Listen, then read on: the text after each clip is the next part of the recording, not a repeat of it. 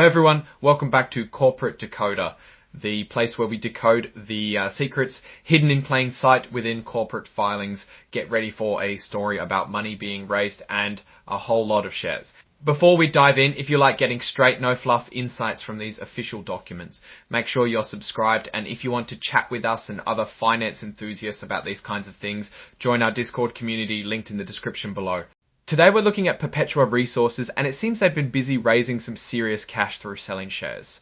You know how companies sometimes have an initial plan to sell shares and then they decide to sell even more because there's a big appetite for them?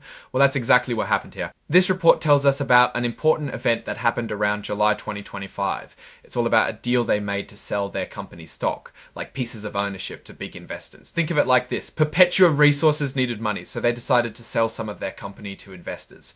Now, what exactly are they selling? They are selling common shares. You can think of common shares as little pieces of ownership in the company. The more shares you own, the bigger your slice of the company pie. And these shares are traded so people can buy and sell them on stock exchanges. One of their main trading symbols is PPTA, and you can find them on the Nasdaq Capital Market.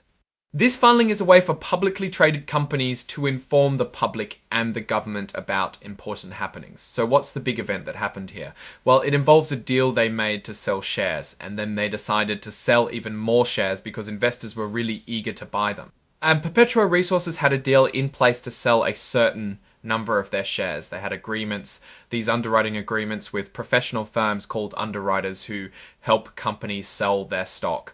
These underwriters are like the salespeople for the company's shares. The original deal was set to sell about 24.6 million shares, and the price for each of those shares was $13.20. Now, here's where it gets interesting. The underwriters also had an option, kind of like a pre-approved right to buy even more shares if the demand was high enough. This option was for an extra 3.7 million shares, and they had a window of 30 days after the initial sale to decide. And guess what? They decided to buy all of those extra shares. This happened on July 10th.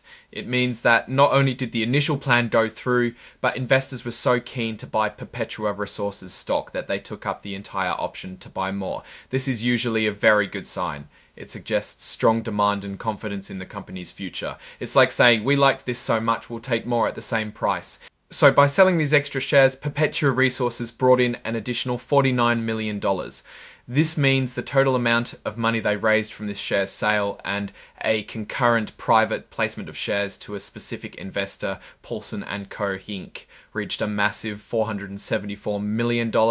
That's a huge chunk of money which companies usually use to fund their operations, expand their business, or pay off debts.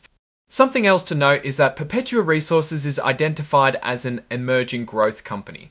This means they are a relatively new public company, and as such they have some flexibility in how they report certain financial information, like having more time to adopt new accounting rules. This doesn't necessarily mean anything bad or good on its own, but it's a characteristic of their current stage as a business. You see a little X next to it confirming the status in the filing, and who signed off on this report confirming everything is accurate to the best of their knowledge. It was Jessica Largent, the Chief Financial Officer. This is pretty standard procedure, showing that the company's top financial person is taking responsibility for the information being reported. Now, looking at this from a slightly bigger picture, what does this all tell us? Well, it shows a company that is active in the capital markets, meaning they are raising money by selling ownership in their business. The fact that they sold more shares than initially planned is a strong signal of investor confidence. Companies don't often get the chance to sell more stock at the original price unless there's significant interest. This $74 million raised is substantial and will likely fuel major projects or growth initiatives for Perpetua Resources. It suggests their strategy is resonating with investors at least enough to warrant this extra capital injection. However, we always need to remember that raising money by selling more shares can also dilute the ownership stake of existing shareholders. If you owned a certain percentage of the company before, that percentage might be smaller now because there are more shares outstanding. It's a trade-off, more money for the company, but a smaller piece of that bigger pie for each individual owner. Overall, Perpetua Resources seems to be in a phase of active growth and fundraising. The market's reaction, as indicated by the full exercise of the underwriter's option, is positive. The The key for them now is how effectively they deployed this significant capital to generate returns for their investors and move their business forward. The company's direction appears to be one of expansion backed by strong investor support.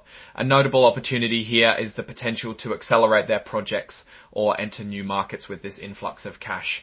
A risk, as always with rapidly growing companies, is the efficient management of these funds to ensure they translate into tangible business success rather than just being spent.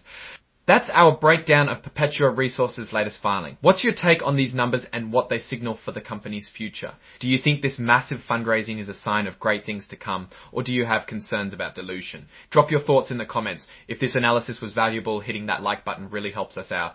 And subscribe for more deep dives into the world of corporate finance. Don't forget to check out the Discord in the description to continue the conversation. Thanks for watching, and we'll see you next time.